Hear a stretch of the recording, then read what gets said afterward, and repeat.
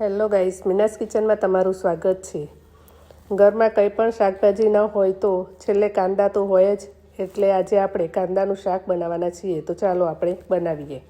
કાંદાનું શાક બનાવવા માટે આપણે 5-6 મોટા મોટા કાંદા લીધા છે। તેને છોલીને આ રીતે પતલા પતલા કટ કરી લીધા છે।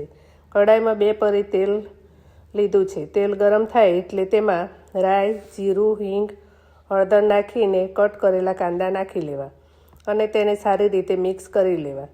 તેમાં સ્વાદ અનુસાર મીઠું એડ કરીને તેને પણ મિક્સ કરીને ઢાંકીને થવા દેવું। 5 મિનિટ પછી તેમાં મસાલો કરી લેવો। હળદર, લાલ મરચું, ધાણા જીરું નાખીને 5 મિનિટ થવા દેવું અને પછી ઉપરથી લીલા ધાણા એડ કરીને મિક્સ કરી લેવું।